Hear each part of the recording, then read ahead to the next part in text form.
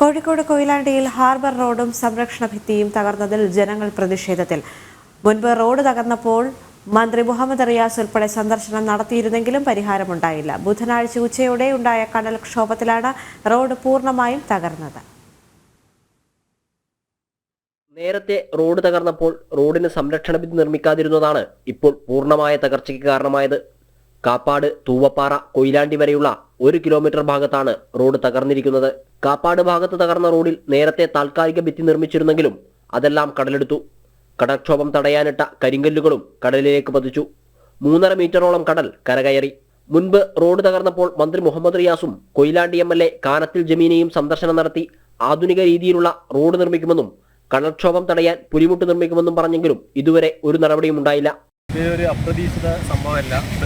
ശാശ്വതമായ ഒരു പരിഹാരം കണ്ടെത്താൻ ഇവിടുത്തെ അധികാരികൾക്ക് സാധിച്ചിട്ടില്ല.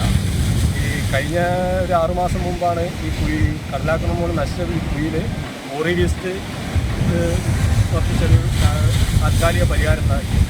അപ്പം കടൽ ഭിത്തി ഇല്ലാത്തത് മൂലം കൊണ്ട് തന്നെയാണ് ഇവിടെ പൂർണ്ണമായിട്ടും നശിച്ചത്. അപ്പം ചെറിയൊരു കടലാക്രമണം കൊണ്ട് തന്നെ നശിക്കുന്ന രീതിയിലേക്ക് ഈ പ്രദേശം മാറിയിട്ടുണ്ട്. കാപ്പാട് മുതൽ കൊയിലാണ്ടി ഹാർബർ വരെയുള്ള റോഡ് ദേശീയപാതയ്ക്ക് സമാന്തരമായുള്ള ബദൽ മാർഗം കൂടിയാണ്. ജനം, കോഴിക്കോട്.